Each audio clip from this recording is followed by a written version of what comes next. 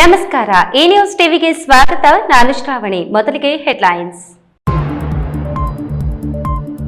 ಶಿಡ್ಲಘಟ್ಟದ ಜಂಗಮಕೋಟೆ ಬಳಿ deep tech park ಪೀಕಲಾಟ. ಉದ್ದೇಶಿತ ಕೈಗಾರಿಕೆ ಪ್ರದೇಶದಲ್ಲಿ ನೆಟ್ಟಿದ್ದ ನಾಮಫಲಕ ಕಿತ್ತೆಸೆದ ರೈತರು, ಅಕ್ರಮವಾಗಿ ಬೋರ್ಡ್ ಅಳವಡಿಸಿದವರ ವಿರುದ್ಧ ಕ್ರಮಕ್ಕೆ ಆಗ್ರಹ. ಪಾಕಿಸ್ತಾನ ಭಯೋತ್ಪಾದನೆಗೆ ಕುಮ್ಮಕ್ಕು ನೀಡುವ ದುಷ್ಕೃತ್ಯವನ್ನ ನಿಲ್ಲಿಸಬೇಕು, ಇಲ್ಲದಿದ್ದರೆ ಪಾಕಿಸ್ತಾನಕ್ಕೆ ಭಾರತ ಸರಿಯಾದ ಬುದ್ಧಿ ಕಲಿಸುತ್ತದೆ. ಬಿಜೆಪಿ ರಾಜ್ಯಾಧ್ಯಕ್ಷ ಬಿವೈ ವಿಜಯೇಂದ್ರ. ಚಾಲಕನ ನಿಯಂತ್ರಣ ತಪ್ಪಿ ಬಾವಿಗೆ ಬಿದ್ದ ಕಾರು. ಚಿಂತಾಮಣಿ ಮೂಲದ 3 ಜಲ ಸಮಾಧಿ, ಇಬ್ಬರು ಪ್ರಾಣಾಪಾಯದಿಂದ ಪಾರು. ರಾತ್ರಿ ವೇಳೆ ದೇವಸ್ಥಾನಗಳಲ್ಲಿ ಕಳವು ಮಾಡುತ್ತಿದ್ದ ಆರೋಪಿಗಳ ಬಂಧನ. ಗುಂಡ್ಲಗುರ್ಗಿ ವೆಂಕಟ ತಿರುಮಲ ಸ್ವಾಮಿ ದೇವಸ್ಥಾನದಲ್ಲಿ ಕದ್ದಿದ್ದ ನಗದು, ಪಂಚಲೋಹದ ವಿಗ್ರಹಗಳು ವಶಕ್ಕೆ.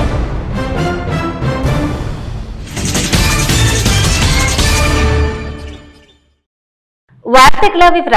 ಶಿಡ್ಲಘಟ್ಟ ತಾಲೂಕಿನ ಜಂಗಮಕೋಟೆ ಹೋಬಳಿಯ ಕೆಐಎಡಿಪಿಯ ಉದ್ದೇಶಿತ ಕೈಗಾರಿಕಾ ಪ್ರದೇಶ ವ್ಯಾಪ್ತಿಯಲ್ಲಿ ನೆಟ್ಟಿದ್ದ ಡೀಪ್ ಟೆಕ್ ಪಾರ್ಕ್ ನಾಮಫಲಕಗಳನ್ನು ಸ್ಥಳೀಯ ರೈತರು, ಹಸಿರು ಸೇನೆಯ ರೈತರು ಬೋರ್ಡ್ಗಳನ್ನು ಕಿತ್ತೆಸೆದು ಯಾರ ಅನುಮತಿ ಪಡೆಯದೆ ಅಕ್ರಮವಾಗಿ ಅಳವಡಿಸಿದವರ ವಿರುದ್ಧ ಕಾನೂನು ಕ್ರಮ ಕೈಗೊಳ್ಳುವಂತೆ ಆಗ್ರಹಿಸಿದರು.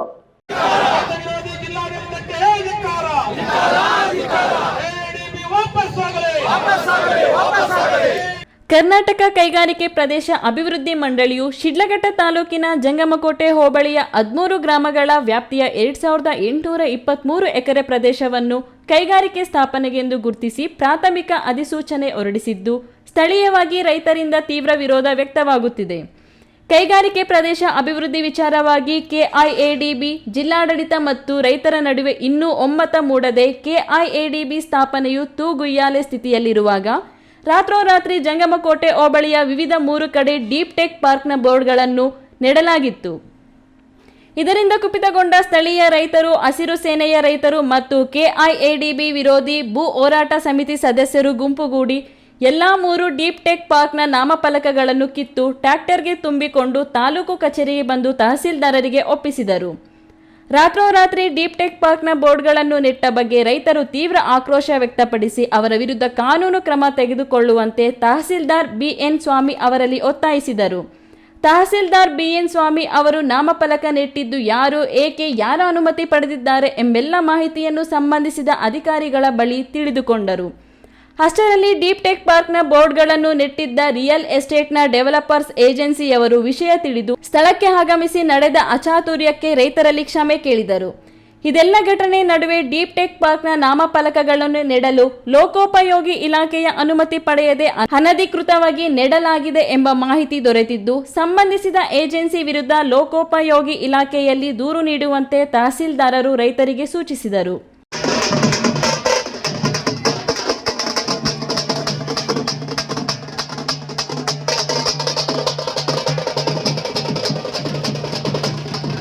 ಒಂದು ಬೋರ್ಡ್ ಹಾಕಬೇಕು ಅಂದರೆ ಸಂಬಂಧಪಟ್ಟ ಗ್ರಾಮ ಪಂಚಾಯತಿಗೆ ಅಡ್ವರ್ಟೈಸ್ಮೆಂಟ್ಗೆ ಪರ್ಮಿಷನ್ ತಗೋಬೇಕು. 100% ಅದು ತಪ್ಪಾಗಿದೆ. ಇಲ್ಲ ಸರ್ಕಾರದ ಇಲಾಖೆಗಳ ಪ್ರೋಗ್ರಾಮ್ ಆಗಿದ್ರೆ ನಾವು ಫ್ರೀಯಾಗಿ ಹಾಕಕ್ಕೆ ಬಿಡ್ತೀವಿ.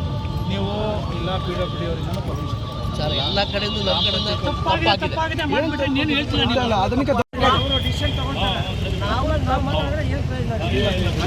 ತಪ್ಪು ನಾನೇ ಮಾಡಿದೆ. ನಮ್ಮ ಕಂಪನಿ ಕಡೆಯಿಂದ ಬೋರ್ಡ್ ಹಾಕೋರಿಗೆ ಕಾಂಟ್ರಾಕ್ಟ್ ಕೊಟ್ಟಿದ್ದೆ, ನಮ್ಮ ಕಾಂಟ್ರಾಕ್ಟ್ ಅವರಿಗೆ ಬೋರ್ಡ್ ಹಾಕಿ ಬಂದು HSR ಲೇಔಟ್ ಕಡೆಯಿಂದ, ಸೌತ್ ಕಡೆಯಿಂದ. ನಮಗೆ ಡೀಪ್ ಟೆಕ್ ಇಷ್ಟು ದೊಡ್ಡ ವಿಷಯ ನಾವು ಒಂದು ಪ್ರಾಜೆಕ್ಟ್ ಮಾಡ್ತಾ ಇದ್ದೀವಿ. ರಾಯಲ್ ಹೆವನ್ ವಿಲ್ಲಾ ಪ್ರಾಜೆಕ್ಟ್ ಮಾಡ್ತಾ ಇದೀವಿ. ಇದು ಬಂದು ಏನದು ಟೆಕ್ ಪಾರ್ಕ್ ಅದೇನು ಹಾಕಿದ್ರೆ ನೀವು ಅವರೇ ಕೇಳ್ತಾರೆ. ಮಾತಾಡ್ಬೇಡ. ಡೀಪ್ ಟೆಕ್ ಪಾರ್ಕ್ ಬರ್ತಾ ಇದೆ ಅಂತ ಮಾಹಿತಿ ನಮಗೆ ಒಬ್ರು ಕೊಡುವಾಗ ಅದು ಬೋರ್ಡ್ ಅಲ್ಲಿ ಡೀಪ್ ಟೆಕ್ ಪಾರ್ಕ್ ಬರುತ್ತೆ ಅಂತ ಒಂದು ಮಾಹಿತಿ ಇಟ್ಟಿದೆ. ಅದು ಸೇಲ್ ಮಾಡ್ತಾ ಇಲ್ಲ. ನಾವು ಮಾಡೋದು ವಿಲ್ಲಾ ಪ್ರಾಜೆಕ್ಟ್ ಆ ಕಡೆಗೆ. ನಮಗೆ ಗೊತ್ತಿಲ್ಲದೇನೆ ಬೋರ್ಡ್ ಡೀಪ್ ಟೆಕ್ ಪಾರ್ಕ್ ಅಂತೇಳಿ ಆಲ್ರೆಡಿ ಈಗ ಬೋರ್ಡ್ ಹಾಕಿದ್ದಾರೆ. KIDB ಇದರಲ್ಲಿ ಪೇಪರ್ಗಳಲ್ಲಾಗಲಿ ಮೀಡಿಯಾದಲ್ಲಾಗಲಿ ಬರ್ತಾ ಇದೆ.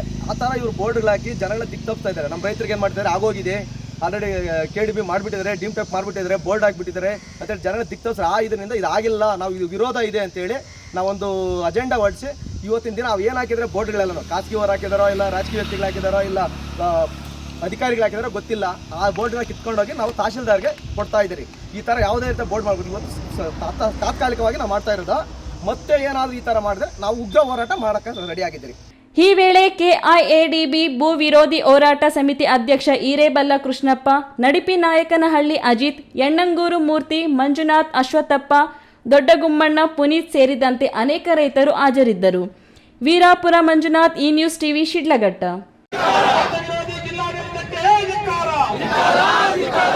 ಪಾಕಿಸ್ತಾನ ಭಯೋತ್ಪಾದನೆಗೆ ಕುಮ್ಮಕ್ಕು ನೀಡುವ ದುಷ್ಕೃತ್ಯವನ್ನ ನಿಲ್ಲಿಸಬೇಕು, ಇಲ್ಲದಿದ್ದರೆ ಭಾರತ ಪಾಕಿಸ್ತಾನದ ವಿರುದ್ಧ ಯುದ್ಧ ಮಾಡಲು ಹಿಂದೆ ಮುಂದೆ ನೋಡುವುದಿಲ್ಲ ಎಂದು ಬಿಜೆಪಿ ರಾಜ್ಯಾಧ್ಯಕ್ಷ ಬಿವೈ ವಿಜಯೇಂದ್ರ ಎಚ್ಚರಿಕೆ ನೀಡಿದರು.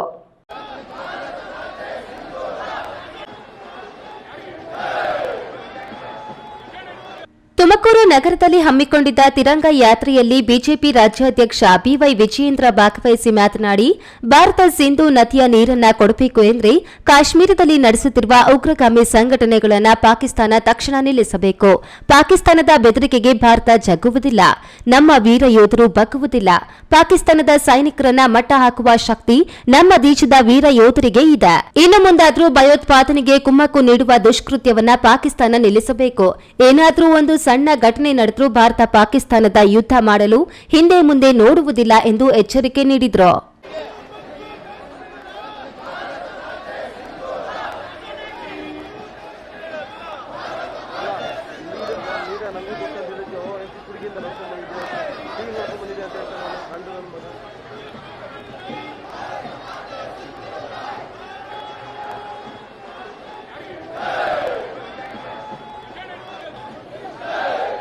ಕೇಂದ್ರ ರೈಲ್ವೆ ಹಾಗೂ ಜಲಶಕ್ತಿ ಸಚಿವ ವಿ ಸೋಮಣ್ಣನವರು ತಿರಂಗ ಯಾತ್ರೆ ಉದ್ಘಾಟಿಸಿ ನಂತರ ಎಸ್ಐಟಿ ಮೇನ್ ಗೇಟ್ನಿಂದ ಸರ್ಕಾರಿ ಜೂನಿಯರ್ ಕಾಲೇಜ್ ವರೆಗೆ ನಡೆದ ತಿರಂಗ ಯಾತ್ರೆಯಲ್ಲಿ ಪಾಲ್ಗೊಂಡರು. ಈ ಸಂದರ್ಭದಲ್ಲಿ ರಾಮಕೃಷ್ಣ ಮಠದ ಪರಮ ಪೂಜ್ಯರಾದ ಶ್ರೀ ವೀರೇಶಾನಂದ ಸರಸ್ವತಿ ಸ್ವಾಮೀಜಿಗಳವರು, ಶಾಸಕರಾದ ಜ್ಯೋತಿ ಗಣೇಶ್, ಸುರೇಶ್ ಗೌಡ ಅವರು, ರಾಜ್ಯಸಭಾ ಸದಸ್ಯರಾದ ಜಗ್ಗೇಶ್, ಬಿಜೆಪಿ ಜಿಲ್ಲಾಧ್ಯಕ್ಷ ಎಚ್ಎಸ್ ರವಿಶಂಕರ್, ಹೆಬ್ಬಾಕ ಸೇರಿದಂತೆ ಅಪಾರ ಸಂಖ್ಯೆಯ ಕಾರ್ಯಕರ್ತರು, ಸೈನಿಕರು ಹಾಗೂ ವಿದ್ಯಾರ್ಥಿಗಳು ಉಪಸ್ಥಿತರಿದ್ದರು. ತಿಮ್ಮಯ್ಯ, ಈ ನ್ಯೂಸ್ ಟಿವಿ, ತುಮಕೂರು.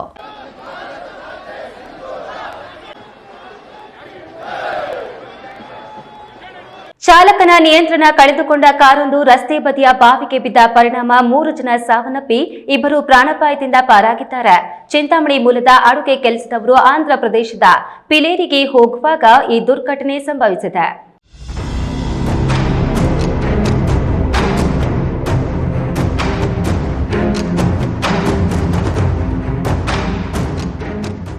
ಚಾಲಕನ ನಿಯಂತ್ರಣ ತಪ್ಪಿ ಕಾರು ಬಾವಿಗೆ ಬಿದ್ದು ಸಾವನ್ನಪ್ಪಿರುವವರು ಚಿಂತಾಮಣಿ ತಾಲೂಕು ಮುತ್ತುಕದಹಳ್ಳಿ ಗ್ರಾಮದ 34 ವರ್ಷದ ಲೋಕೇಶ್, ಚಿಂತಾಮಣಿ ತಾಲೂಕು ಚಾಂಡ್ರಹಳ್ಳಿ ಗ್ರಾಮದ 44 ವರ್ಷದ ಶಿವಾನಂದ ಹಾಗೂ ಕೋಲಾರ ಜಿಲ್ಲೆಯ ಸುಗುಟೂರು ಗ್ರಾಮದ 49 ವರ್ಷದ ಚಲಪತಿರವರಾಗಿದ್ದಾರೆ.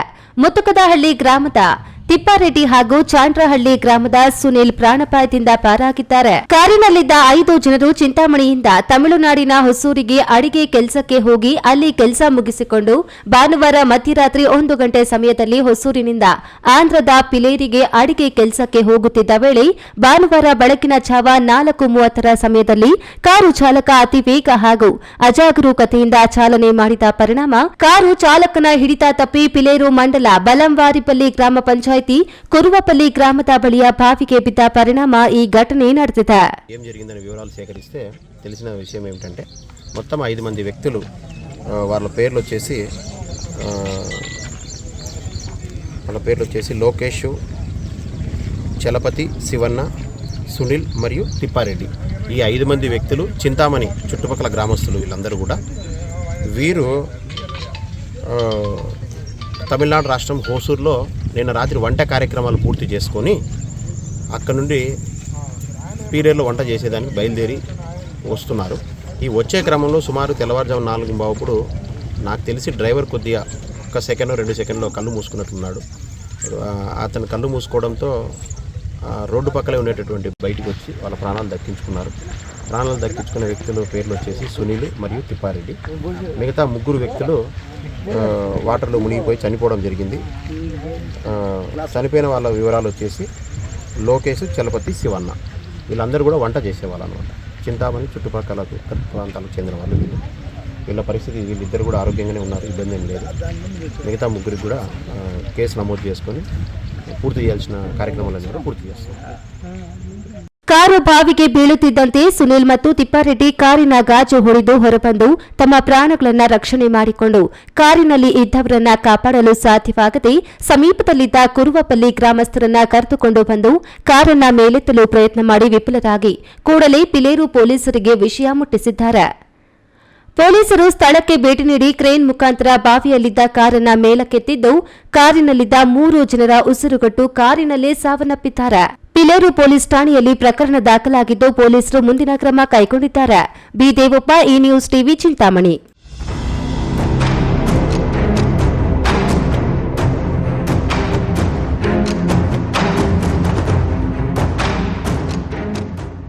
ಇದೀಗ ವಿರಾಮದ ನಂತರ ಈ ನ್ಯೂಸ್ ಟಿವಿ ಮುಂದುವರಿಯುತ್ತದೆ.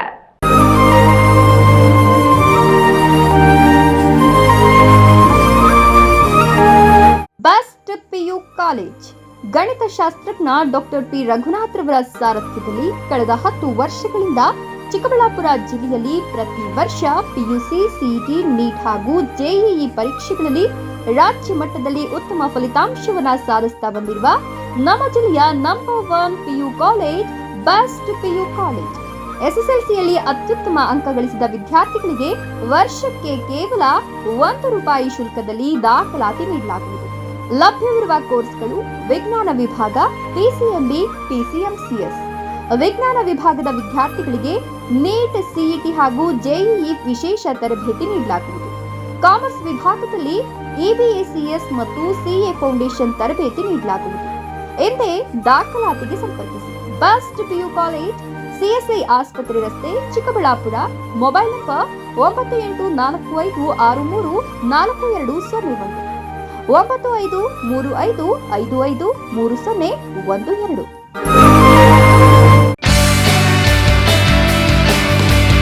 ಜೈನ್ ಮಿಷನ್ ಆಸ್ಪತ್ರೆ. ಜೈನ್ ಮಿಷನ್ ಟ್ರಸ್ಟ್ನ ಲಾಭರಹಿತ ಉಪಕ್ರಮ, ಬಿಬಿ ರಸ್ತೆ, ಚಿಕ್ಕಬಳ್ಳಾಪುರ.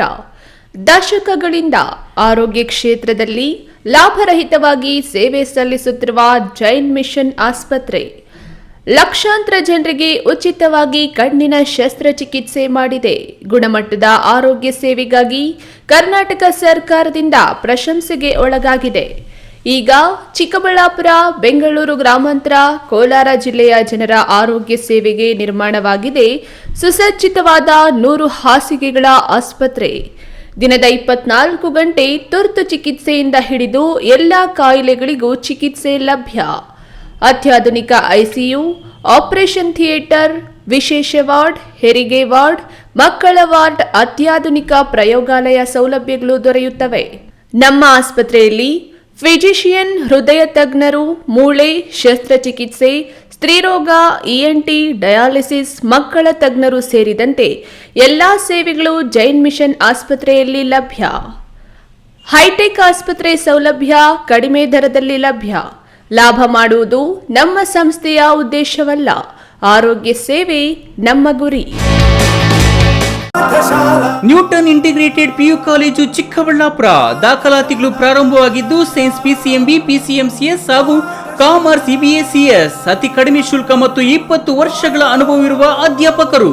ಸತತ 4 ವರ್ಷಗಳಿಂದ 100% ಫಲಿತಾಂಶ ಪಡೆದಿದ್ದು ಜಿಲ್ಲೆ ಮತ್ತು ತಾಲೂಕಿಗೆ ಪ್ರಥಮ ಸ್ಥಾನವನ್ನು ಪಡೆದುಕೊಂಡಿರುವ ಏಕೈಕ ಸಂಸ್ಥೆ. ಪ್ರತಿನಿತ್ಯ ಸಂಜೆ 5 ರಿಂದ 7 ನಿರಂತರ 8 ತಿಂಗಳು ಜೆಇ, ನೀಟ್, ಸಿಇಟಿ ತರಗತಿಗಳನ್ನು ನಡೆಸುತ್ತಿದ್ದು ಪ್ರಸ್ತುತ ವರ್ಷ ನೀಟ್ನಲ್ಲಿ ಉತ್ತಮ ಅಂಕ ಗಳಿಸಿ ಶಶಿಪ್ರಸಾದ್ ಮತ್ತು ಮೋನಿಕಾ ಸರ್ಕಾರಿ ವೈದ್ಯಕೀಯ ಸೀಟು ಪಡೆದಿದ್ದಾರೆ. ಹಿಂದೆ ನಿಮ್ಮ ಮಕ್ಕಳನ್ನ ಸೇರಿಸಿ. ವಿರಾಮದ ನಂತರ ಈ ನ್ಯೂಸ್ ಟಿವಿಗೆ ಸ್ವಾಗತ. ರಾತ್ರಿ ವೇಳೆ ದೇವಾಲಯಗಳಿಗೆ ನುಗ್ಗಿ ದೇವರ ವಿಗ್ರಹಗಳು ಸೇರಿದಂತೆ ನಗದು, ಚಿನ್ನಾಭರಣಗಳನ್ನು ಅಪಹರಿಸುತ್ತಿದ್ದ ಕಳ್ಳನನ್ನ ಸೆರೆ ಹಿಡಿದಿರುವ ಪೊಲೀಸರು ಮಾಲು ಸಮೇತ ಬಂಧಿಸಿದ್ದಾರೆ. ನಗದು ಮತ್ತು ಪಂಚಲೋಹದ ದೇಗುಲ ವಿಗ್ರಹಗಳನ್ನು ವಶಕ್ಕೆ ಪಡೆದಿದ್ದು ಪೊಲೀಸರ ಕಾರ್ಯಕ್ಕೆ ಎಸ್ಪಿ ಕುಶಾಲ್ ಚೌಕ್ಸೆ ಅಭಿನಂದಿಸಿದ್ದಾರೆ.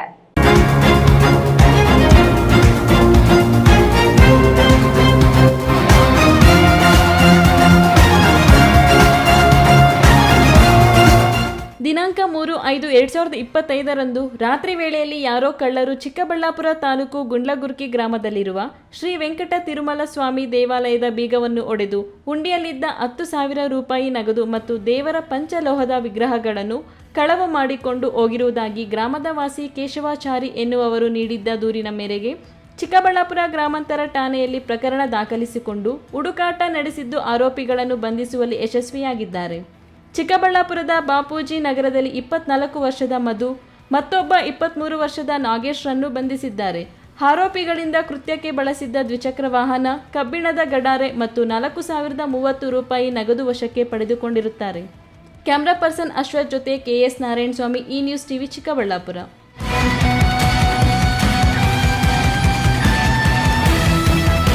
ದೇವನಹಳ್ಳಿ ಪಟ್ಟಣ ಪುರಸಭೆ ವ್ಯಾಪ್ತಿಯ ಕೆಂಪೇಗೌಡ ಸರ್ಕಲ್ನಿಂದ ರಾಣಿ ಸರ್ಕಲ್ವರೆಗೆ ಸುಮಾರು 24 ಕೋಟಿ ರು ವೆಚ್ಚದಲ್ಲಿ ಗುಣಮಟ್ಟದ ಸಿಸಿ ರಸ್ತೆ ನಿರ್ಮಾಣವಾಗುವ ನಿಟ್ಟಿನಲ್ಲಿ ಕಾಮಗಾರಿ ನಡೆಯುತ್ತಿದ್ದು ವ್ಯವಸ್ಥಿತವಾಗಿ ಮಾಡುತ್ತಿಲ್ಲವೆಂದು ಪುರಸಭೆ ಉಪಾಧ್ಯಕ್ಷ GA ರವೀಂದ್ರ ಆರೋಪಿಸಿದ್ದಾರೆ.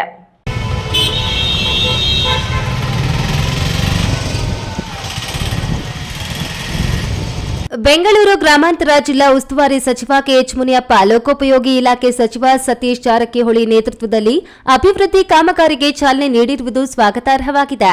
ಆದರೆ ದೇವನಹಳ್ಳಿ ಪಟ್ಟಣದ ಸ್ಥಳೀಯ PWD ಇಲಾಖೆ ಮತ್ತು ಗುತ್ತಿಗೆಯವರು ಪುರಸಭೆ ವತಿಯಿಂದ ಯಾವುದೇ ಕಾಮಗಾರಿಗೆ ಸಂಬಂಧಿಸಿದಂತೆ ಕಾರ್ಯಾದೇಶವಾಗಲಿ ಕ್ರಿಯಾ ಯೋಜನೆಯಾಗಲಿ ಕೇಳಿದರೆ ಕೊಡದೆ ಬೇಕಾಬಿಟ್ಟಿಯಾಗಿ ಕಾಮಗಾರಿ ನಡೆಸುತ್ತಿರುವುದು ಖಂಡನೀಯವಾಗಿದೆ. ಸುಮಾರು 6 ತಿಂಗಳ ಹಿಂದೆ ರಸ್ತೆ ಪೂಜೆ ಪ್ರಾರಂಭಿಸಿ 6 ತಿಂಗಳಾದರೂ 1 ಕಿಲೋಮೀಟರ್ ರಸ್ತೆಯ ಅಭಿವೃದ್ಧಿ ಸಂಪೂರ್ಣವಾಗಿ ಮುಗಿಸದೆ ಸಾರ್ವಜನಿಕರಿಗೆ ಹೆಚ್ಚು ತೊಂದರೆಯಾಗ್ತಿದ್ರೂ ಸಹ ಕೈಕಟ್ಟಿ ಕುಳಿತಿರುವುದು ನಿಜಕ್ಕೂ ಬೇಸರದ ಸಂಗತಿಯಾಗಿದೆ ಎಂದು ಹೇಳಿದರು. ದೇವನಹಳ್ಳಿ ಪಟ್ಟಣದಲ್ಲಿ ಸುಮಾರು 24 ಕೋಟಿ ರೂಪಾಯಿಗಳ ವೆಚ್ಚದಲ್ಲಿ ಒಂದು ಒಳ್ಳೆ ರಸ್ತೆ ನಿರ್ಮಾಣ ಆಗಬೇಕು ಅನ್ನೋ ಒಂದು ನಿಟ್ಟಿನಲ್ಲಿ ಈ ಕ್ಷೇತ್ರದ ಸಚಿವರು ಮತ್ತು ಲೋಕೋಪಯೋಗಿ ಸಚಿವರಾದಂಥ ಸತೀಶ್ ಜಾರಕಿಹೊಳಿ ಸಾಹೇಬರು ಮತ್ತು ಮುನಿಯಪ್ಪ ಸಾಹೇಬರು ಚಾಲನೆಯನ್ನು ಕೊಟ್ಟಿರೋದು ಸ್ವಾಗತಾರ್ಹ. ಆದರೆ ಇಲ್ಲಿನ ಒಂದು PWD ಇಲಾಖೆ ಮತ್ತು ಗುತ್ತಿಗೆದಾರರು ನಮ್ಮ ಪುರಸಭಾ ವತಿಯಿಂದ ಯಾವುದೇ ಒಂದು ಅವರು ಮಾಡಿರೋಂಥ ಕ್ರಿಯಾ ಯೋಜನೆ ಆಗಲಿ ಇಲ್ಲ ಕಾರ್ಯಾದೇಶ ಆಗಲಿ ನಾವು ಕೇಳಿದಾಗ ಅದನ್ನು ಯಾವುದೂ ನಮಗೆ ಕೊಡದೆ ಬೇಕಾಬಿಟ್ಟಿಯಾಗಿ ಅವರು ಕಾರ್ಯನಿರ್ವಹಿಸ್ತಾ ಇರೋದು ಖಂಡನೀಯ. ಯಾಕೆ ಅಂತಂದರೆ ಇವತ್ತು ಅವರು ಸುಮಾರು 6 ತಿಂಗಳ ಹಿಂದೆ ರಸ್ತೆ ಪೂಜೆ ಅಂತ ಪ್ರಾರಂಭ ಮಾಡಿ 6 ತಿಂಗಳಾದರೂ ಈವರೆಗೂ 1 ಕಿಲೋಮೀಟರ್ ರಸ್ತೆಯನ್ನು ಸಹ ಸಂಪೂರ್ಣವಾಗಿ ಮುಗಿಸದೆ ಸಾರ್ವಜನಿಕರಿಗೆ, ಇಲ್ಲಿನ ಕ್ಷೇತ್ರದ ಜನತೆಗೆ ತುಂಬ ತೊಂದರೆ ಆಗ್ತಾಯಿದ್ರು ಸಹ ಕೈಕೊಟ್ಟಿ ಕುಳಿತಿರೋ ಅಂಥದ್ದು ನಿಜವಾಗ್ಲೂ ಬೇಸರವಾದ ಸಂಗತಿ. ಇವತ್ತು ಹೆಚ್ಚು ಟ್ರಾಫಿಕ್ ಇರೋಂಥ ಒಂದು ಭಾಗದಲ್ಲಿ ಏನು ಇರೋ ರಸ್ತೆಗೆ ಕಾಂಕ್ರೀಟ್ ರಸ್ತೆ ಆಗ್ತಾ ಇರೋವಂಥದ್ದು ನಮ್ಮ ಗಮನಕ್ಕೆ ಬಂದಿದೆ.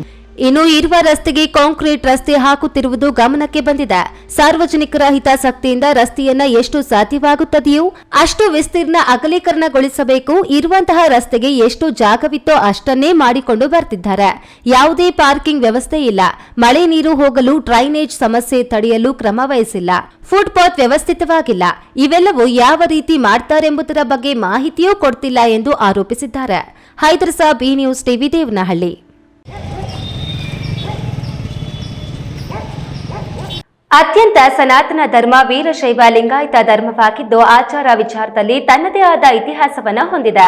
ಬಸವಣ್ಣನವರ ವಚನಗಳನ್ನ ಪ್ರತಿಯೊಬ್ಬರು ಜೀವನದಲ್ಲಿ ಅಳವಡಿಸಿಕೊಳ್ಳಬೇಕು. ಆಗ ಮಾತ್ರ ಪರಿಪೂರ್ಣತೆ ಹೊಂದಲು ಸಾಧ್ಯ ಎಂದು ಶ್ರೀ ಕ್ಷೇತ್ರ ಸಿದ್ದರಾಬೆಟ್ಟದ ಶ್ರೀ ವೀರಭದ್ರ ಶಿವಾಚಾರ್ಯ ಮಹಾಸ್ವಾಮಿಗಳು ತಿಳಿಸಿದರು.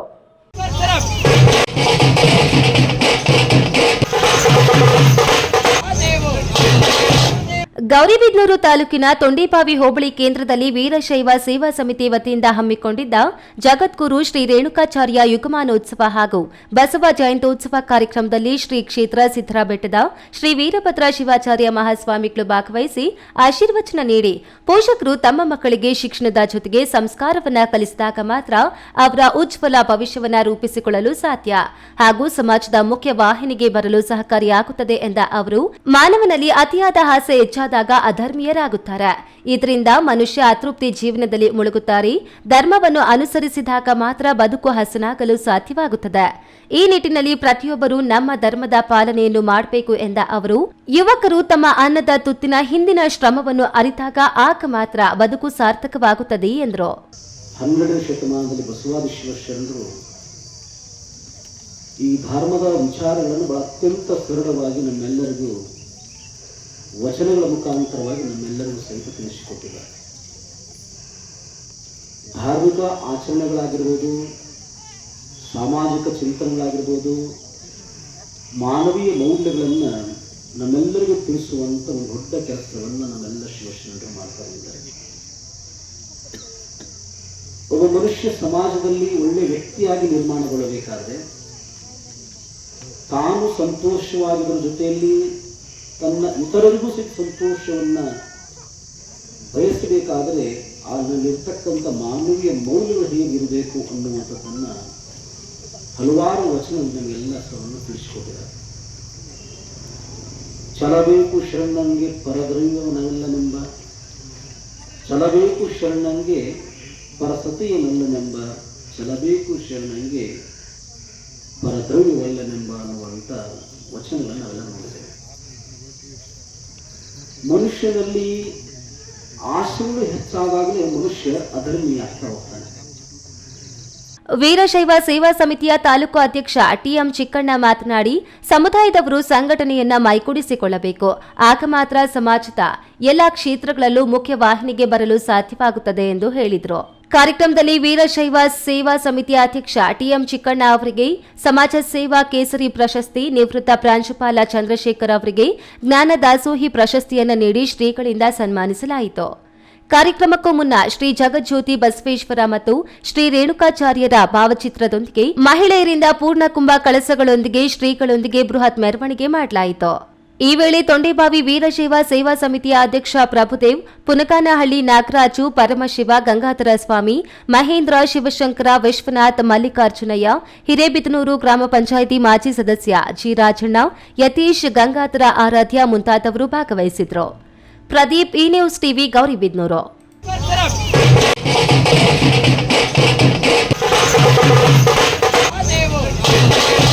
ಆರೋಗ್ಯ ಹಾಗೂ ಶಿಕ್ಷಣ ಅಭಿವೃದ್ಧಿಗಾಗಿ ಚಿಕ್ಕಬಳ್ಳಾಪುರದಲ್ಲಿ ಜೈ ಫೌಂಡೇಶನ್ ಮುಖಾಂತರ ಸಮಾಜ ಸೇವೆ ಮಾಡುತ್ತಾ ಬಂದಿರುವ ಸಮಾಜ ಸೇವಕ ಜೈ ಫೌಂಡೇಶನ್ ಅಧ್ಯಕ್ಷ ಜೈಕುಮಾರ್ ಸುಲ್ತಾನ್ಪೇಟೆ ಹಾಗೂ ಮಾನಸ ವೃದ್ಧಾಶ್ರಮದಲ್ಲಿ ವೃದ್ಧರಿಗೆ ಊಟ ನೀಡುವ ಮೂಲಕ ತಮ್ಮ ಹುಟ್ಟುಹಬ್ಬವನ್ನು ಆಚರಿಸಿಕೊಂಡರು.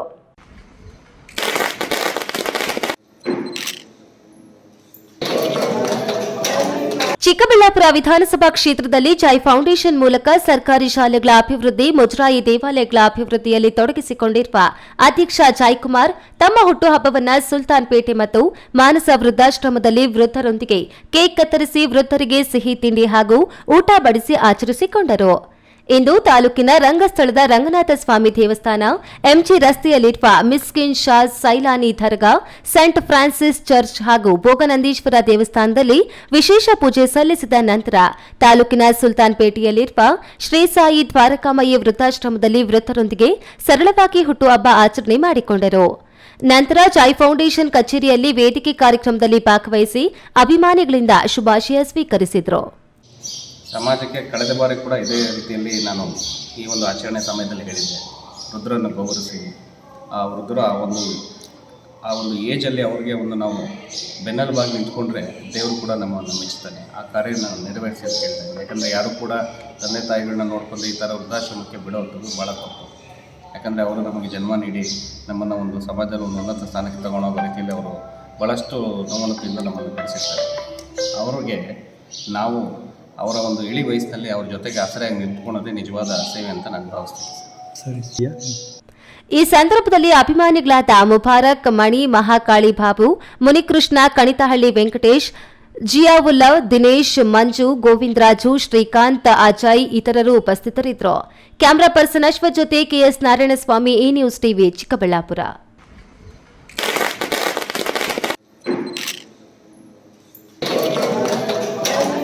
ವಿದ್ಯಾರ್ಥಿಗಳನ್ನು ಪ್ರೋತ್ಸಾಹಿಸಿ ಅವರಲ್ಲಿ ಆತ್ಮವಿಶ್ವಾಸವನ್ನು ಹೆಚ್ಚಿಸುವುದು ಮುಖ್ಯ ಉದ್ದೇಶವಾಗಿದ್ದು, ವಿದ್ಯಾರ್ಥಿಗಳು ಭವಿಷ್ಯದಲ್ಲಿ ಉತ್ತಮ ಸಾಧನೆಗಳನ್ನು ಮಾಡುವುದರ ಮೂಲಕ ದೇಶದ ಕೀರ್ತಿಯನ್ನ ಹೆಚ್ಚಿಸಬೇಕು ಎಂದು ದೇವನಹಳ್ಳಿ ವಿಧಾನಸಭಾ ಕ್ಷೇತ್ರದ ಮಾಜಿ ಶಾಸಕ ಎಲ್ಎನ್ ನಾರಾಯಣಸ್ವಾಮಿ ಹೇಳಿದರು.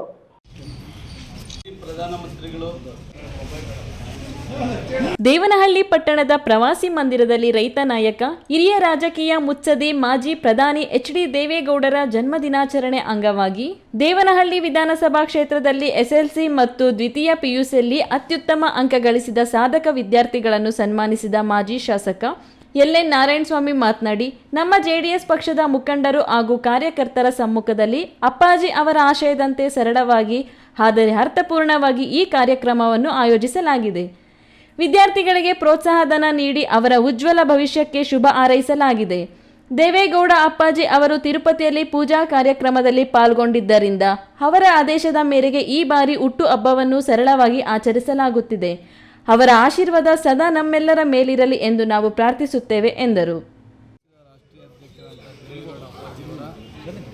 ಹುಟ್ಟುಹಬ್ಬದ ಸಲುವಾಗಿ 93ನೇ ಹುಟ್ಟುಹಬ್ಬದ ಸಲುವಾಗಿ ಇವತ್ತು ದೇವನಹಳ್ಳಿ ತಾಲೂಕಿನಾದ್ಯಂತ SSLC ಮತ್ತು PUC ಅತಿ ಹೆಚ್ಚು ಅಂಕಗಳನ್ನು ಪಡೆದಂಥ ವಿದ್ಯಾರ್ಥಿಗಳನ್ನು ಗುರುತಿಸಿ ಅವರಿಗೆ ಒಂದು ದೇವೇಗೌಡ ಅಪ್ಪಾಜಿಯವರ ಒಂದು ಏನಿವತ್ತು ಜನ್ಮದಿನದ ಒಂದು ಸವಿ ನೆನಪಿಗಾಗಿ ಇವತ್ತು ತಾಲೂಕಿನಲ್ಲಿರ್ತಕ್ಕಂಥ ವಿದ್ಯಾರ್ಥಿಗಳನ್ನು ಗುರುತಿಸಿ ಇವತ್ತು ಅವರಿಗೆ ಸನ್ಮಾನ ಸಮಾರಂಭವನ್ನು ಇಟ್ಕೊಂಡಿದ್ವಿ. ಈಗಾಗಲೇ ಅವರ ಒಂದು ಆದರ್ಶಗಳು, ಅವರ ಜೀವನ ಶೈಲಿ ಮತ್ತು ಅವರ ಸರಳ ಸಜ್ಜನಿಕೆಯ ರಾಜಕಾರಣ ಇವೆಲ್ಲವನ್ನು ಕೂಡ ಇವತ್ತಿನ ಯುವಕರು ರೂಢಿಸ್ಕೊಳ್ಬೇಕಾಗ್ತದೆ. ಅಂಥ ಒಬ್ಬ ಕರ್ನಾಟಕ ರಾಜ್ಯದ ಹೆಮ್ಮೆಯ ಪುತ್ರ ದೇವೇಗೌಡ ಅಪ್ಪಾಜಿಯವರು ಈ ರಾಷ್ಟ್ರದ ಕೆಂಪು ಕೋಟೆ ಮೇಲೆ ರಾಷ್ಟ್ರಧ್ವಜವನ್ನು ಆರಿಸೋದಕ್ಕೆ ಒಂದು ಅವಕಾಶವನ್ನು ದೇಶ ಮಾಡಿಕೊಟ್ಟಿತ್ತು. ಸಾಮಾನ್ಯ ಒಬ್ಬ ರೈತನ ಮಗನೂ ಸಹ ಇವತ್ತು ದೇಶದ ಗದ್ದುಗೆ ಹಿಡಿಬೋದು ಅನ್ನೋದಕ್ಕೆ ದೇವೇಗೌಡ ಅಪ್ಪಾಜಿಯವರು ಶಾಶ್ವತವಾಗಿ ಅಮರವಾಗಿ ಅವರ ಒಂದು ಸುವರ್ಣ ಅಕ್ಷರಗಳಲ್ಲಿ ಬರೆದು ಅವ್ರನ್ನ ಶಾಶ್ವತ ಇಟ್ಕೊಳ್ಳುವಂಥ ಕೆಲಸ ಆಗ್ತದೆ. ಮುಂದಿನ ಪೀಳಿಗೆಗೆ ಅವರ ಒಂದು ಆಶೀರ್ವಾದ ಮತ್ತು ಮಾರ್ಗದರ್ಶನ ಎಲ್ಲ ರಾಜ್ಯದಲ್ಲಿರ್ತಕ್ಕಂಥ ಎಲ್ಲ ಯುವಕರಿಗೂ ಬೇಕಾಗಿರೋದ್ರಿಂದ ಇವತ್ತು ಈ ಒಂದು ಕಾರ್ಯಕ್ರಮವನ್ನು ನಾವು ಇದೇ ಸಂದರ್ಭದಲ್ಲಿ ಎಸ್ಎಲ್ಸಿ ಮತ್ತು ದ್ವಿತೀಯ ಪಿಯುಸಿಯಲ್ಲಿ ಅತ್ಯುತ್ತಮ ಅಂಕ ಗಳಿಸಿದ 40ಕ್ಕೂ ಹೆಚ್ಚು ಪ್ರತಿಭಾವಂತ ವಿದ್ಯಾರ್ಥಿಗಳನ್ನು ಗುರುತಿಸಿ ಅಭಿನಂದಿಸಲಾಯಿತು.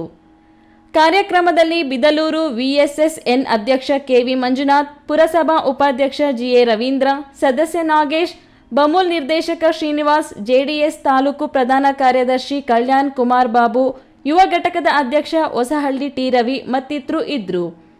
ಹೈದರ್ ಸಾಬ್, ಈ ನ್ಯೂಸ್ ಟಿವಿ, ದೇವನಹಳ್ಳಿ. ಪ್ರಧಾನಮಂತ್ರಿಗಳು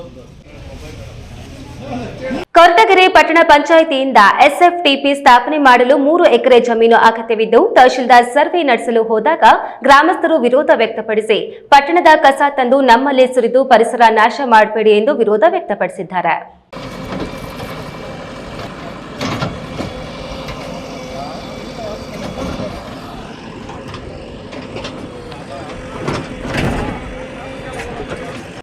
ಸರ್ಕಾರದ ಮಹತ್ವಾಕಾಂಕ್ಷಿ ಯೋಜನೆಯಾದ FSTP ಘಟಕ ನಿರ್ಮಾಣಕ್ಕೆ ಸರ್ವೆ ನಂಬರ್ 181ರಲ್ಲಿ ಸರ್ಕಾರಿ ಗೋಮಾಳದಲ್ಲಿ 3 ಎಕರೆ ಭೂಮಿ ನೀಡುವಂತೆ ತುಮಕೂರು ಜಿಲ್ಲೆ ಕೊರಟಗೆರೆ ಪಟ್ಟಣ ಪಂಚಾಯಿತಿಯು ಕಂದಾಯ ಇಲಾಖೆಗೆ ಕೋರಿತ್ತು. ಜಿಲ್ಲಾಧಿಕಾರಿಗಳ ಆದೇಶದ ಅನ್ವಯ ತಹಶೀಲ್ದಾರ್ ಮಂಜುನಾಥ್ ನೇತೃತ್ವದಲ್ಲಿ ಅಧಿಕಾರಿಗಳು ಸರ್ವೆ ಮಾಡಿದ್ದು, ಶೀಘ್ರದಲ್ಲಿ ವರದಿ ನೀಡುವಂತೆ ಅಧಿಕಾರಿಗಳಿಗೆ ಸೂಚಿಸಿದರು. ಈ ವೇಳೆ ಜೀವನಕ್ಕೆಂದು ಇರುವ ಭೂಮಿಯನ್ನ ಕಿತ್ತುಕೊಂಡು ಕಸ ವಿಲೇವಾರಿ ಘಟಕಕ್ಕೆ ಭೂ ಮಂಜೂರು ಮಾಡಬೇಡಿ. ಗಂಗಾಧರೇಶ್ವರ ಕೆರೆಗೆ ಸದರಿ ಕಾಲುವೆ ಮೂಲಕವೇ ಮುಂದೆ ಸಾಗ್ತಿದೆ. ಕಾಲುವೆ ನೀರನ್ನ ಪ್ರಾಣಿ ಪಕ್ಷಿಗಳು ಸೇವಿಸುತ್ತವೆ. ತ್ಯಾಜ್ಯ ವಸ್ತುವಿನಿಂದ ಪರಿಸರದ ಮಾಲಿನ್ಯ ಜೊತೆಗೆ ಮನುಷ್ಯನ ಆರೋಗ್ಯದ ಮೇಲೆ ದುಷ್ಪರಿಣಾಮ ಬೀರಲಿದೆ ಎಂದು ಸಾರ್ವಜನಿಕರು ತಕರಾರು ವ್ಯಕ್ತಪಡಿಸಿದರು. ಸಾರ್ವಜನಿಕರಿಗಾಗಲಿ ಪಕ್ಷಿ ಪ್ರಾಣಿಗಳಿಗಾಗಲಿ ಯಾವುದೇ ರೀತಿಯ ಸಮಸ್ಯೆ ಆಗದಂತೆ ಇಲ್ಲಿ ಒಂದು ಒಳ್ಳೆಯ ದೊಡ್ಡ ಯೋಜನೆ ನಡೆಯುತ್ತಿದೆ. ಸಾರ್ವಜನಿಕರ ಅನುಕೂಲಕ್ಕಾಗಿ ಸರ್ಕಾರ ಯೋಜನೆಗಳು ಮಾಡುವುದು ಎಂದು ಸಾರ್ವಜನಿಕರಿಗೆ ತಿಳಿಸಿ ಗೊಂದಲಕ್ಕೆ ತೆರೆ ಎಳೆದು ತಮ್ಮ ಕೆಲಸಕ್ಕೆ ಅನುವು ಮಾಡಿಕೊಡುವಂತೆ ಸಾರ್ವಜನಿಕರಿಗೆ ತಹಶೀಲ್ದಾರ್ ಮಂಜುನಾಥ್ ಮನವಿ ಮಾಡಿದರು. ಈ ವೇಳೆ ಕಂದಾಯ ಇಲಾಖೆಯ RI ಬಸವರಾಜು, ಆರೋಗ್ಯ ನಿರೀಕ್ಷಕ ಹುಸೇನ್, ಸರ್ವೇಯರ್ ನಾಗಲಾಂಬಿಕೆ, ಪಟ್ಟಣ ಪಂಚಾಯಿತಿಯ ವೇಣುಗೋಪಾಲ್ ಸೇರಿದಂತೆ ನೂರಾರು ಜನ ಸಾರ್ವಜನಿಕರು ಹಾಜರಿದ್ದರು. ತಿಮ್ಮಯ್ಯ, ಈ ನ್ಯೂಸ್ ಟಿವಿ, ತುಮಕೂರು. ಇದೀಗ ವಿರಾಮದ ನಂತರ ಈ ನ್ಯೂಸ್ ಟಿವಿ ಮುಂದುವರಿಯುತ್ತದೆ. ಭಾರತದ ಪ್ರತಿಷ್ಠಿತ ದ್ವಿಚಕ್ರ ವಾಹನಗಳಲ್ಲಿ ಒಂದಾದ ಹೀರೋ ಬೈಕ್ಗಳು ಹಾಗೂ ಹೊಸ ಎಲೆಕ್ಟ್ರಿಕ್ ವೀಡು ಸ್ಕೂಟರ್ಗಳ ಮಾರಾಟ ಮತ್ತು ಸರ್ವಿಸ್ ಚಿಕ್ಕಬಳ್ಳಾಪುರ ಮತ್ತು ಶಿಡ್ಲಘಟ್ಟದ ಮಂಜುನಾಥ ಶೋರೂಮ್ನಲ್ಲಿ ಲಭ್ಯ. ಚಿಕ್ಕಬಳ್ಳಾಪುರ ಜಿಲ್ಲೆಯಲ್ಲಿ ಪೆಟ್ರೋಲ್ ಹಾಗೂ ಎಲೆಕ್ಟ್ರಿಕ್ ಹೀರೋ ದ್ವಿಚಕ್ರ ವಾಹನಗಳ ಅಧಿಕೃತ ಮಾರಾಟಗಾರರು ಲಕ್ಷ್ಮೀನಾರಾಯಣ್ ಸಾರಥ್ಯದಲ್ಲಿ ಆರಂಭವಾಗಿರುವ ಮಂಜುನಾಥ ಹೀರೋ ಶೋರೂಮ್ಗಳು ಹಲವು ವೈಶಿಷ್ಟ್ಯತೆಗಳೊಂದಿಗೆ ಕೂಡಿವೆ. ವಿಳಾಸ ವಿಶಾಲ್ ಮಾರ್ಟ್ ಮುಂಭಾಗ, ಬಿಬಿ ರಸ್ತೆ, ಚಿಕ್ಕಬಳ್ಳಾಪುರ ಮತ್ತು ಕೆಎಸ್ಆರ್ಟಿಸಿ ಬಸ್ ಸ್ಟ್ಯಾಂಡ್ ಹತ್ತಿರ, ಶಿಡ್ಲಘಟ್ಟ. ಇಂದೇ ಭೇಟಿ. ನನ್ನ ಕನಸು ಡಾಕ್ಟರ್ ಆಗೋದು. ಡಾಕ್ಟರ್ ಆಗೋದು ನನ್ನ ಕನಸು. ಮಗಳು ಡಾಕ್ಟರ್ ಆಗಲಿ ಅನ್ನೋದು ನನ್ನ ಕನಸು. ಕನಸು ಎಲ್ಲರಿಗೂ ಇರುತ್ತದೆ. ಇಂಕ ಡಾಕ್ಟರ್ ಓಡ್ಪಂದು ಭಾರಿ ಆಸೆ ಉಂಡು. ಮೆಡಿಕಲ್ ಓದೋಣ ನಡ ಸ್ವಪ್ನ. ಮಾಕಾಸು ಚಿಕ್ಕ ಸಪನ ಡಾಕ್ಟರ್ ಜಾವ್ ಕಾಮೂಣ. ಕನಸು ಎಲ್ಲೆಲ್ಲೂ ಇರುತ್ತದೆ. ಮೆಡಿಕಲ್ ಓದುವುದು ನನ್ನ ಕನಸು. ನನ್ನ ಮಗನು ಡಾಕ್ಟರ್ ಆಗ್ಬೋದೇನ್ರಿ? ನನ್ನ ಕನಸು ಡಾಕ್ಟರ್ ಆಗೋದು. ಕನಸು ಎಲ್ಲರ ಹಕ್ಕು. ಆದರೆ ಕನಸು ನನಸಾಗಲು ಬೇಕು ನಂಬಿಕೆ, ಛಲ ಮತ್ತು ಪರಿಶ್ರಮ ನೀಟ್ ಅಕಾಡೆಮಿ. ಕಷ್ಟಪಟ್ಟು ಹಣ ಕೊಡಿಸಿ ಒಡವೆ ಮಾಡಿಸಿರ್ತೀರಿ. ಮಕ್ಕಳ ಉನ್ನತಾಭ್ಯಾಸಕ್ಕೋ, ಅವ್ರ ಮದ್ವೆಗೋ ಅಥವಾ ಯಾವ್ದಾದ್ರೂ ಆರೋಗ್ಯ ಸಮಸ್ಯೆ ಬಂದಾಗ ಹಣ ಬೇಕಾಗತ್ತೆ. ಆ ಚಿನ್ನವನ್ನ ಮಾರೋಕೆ ಅಂತ ಹೋದಾಗ ಬೇಕಾ ಬಿಟ್ಟಿ ಬೆಲೆ ಕೇಳ್ತಾರೆ ಅನ್ನೋ ಚಿಂತೆಲಿದ್ದೀರಾ? ಇನ್ ಮುಂದೆ ಆ ಚಿಂತೆ ಮಾಡೋ ಪ್ರಮೇಯನೇ ಇಲ್ಲ. ಇಂದೇ ಹಿಂದೂಸ್ತಾನ್ ಗೋಲ್ಡ್ ಕಂಪನಿಗೆ ಬನ್ನಿ. ತಾವು ಅಡ ಇಟ್ಟಿರೋ ಚಿನ್ನವನ್ನ ತಕ್ಷಣ ಬಿಡಿಸಿ ಇಂದಿನ ಆನ್ಲೈನ್ ಬೆಲೆಗೆ ಕೊಂಡ್ಕೊಂಡು ಕೂಡಲೇ ಬಾಕಿ ಹಣವನ್ನ ನಿಮ್ ಕೈ ಕೊಡ್ತಾರೆ. ನಿಮ್ಮ ಕನಸಿನ ಸಾಕಾರಕ್ಕೆ ಜೊತೆ ಆಗ್ತಾರೆ. ಹಿಂದೂಸ್ತಾನ್ ಗೋಲ್ಡ್ ಕಂಪನಿ, ಇದು ನಿಮ್ಮ ಕಂಪನಿ ಅಲ್ಲ, ನಮ್ಮೆಲ್ಲರ ಕಂಪನಿ. ವಿರಾಮದ ನಂತರ ಈ ನ್ಯೂಸ್ ಟಿವಿಗೆ ಮತ್ತೆ ಸ್ವಾಗತ. ಇದೀಗ ಸಂಕ್ಷಿಪ್ತ ಸುದ್ದಿಗಳು.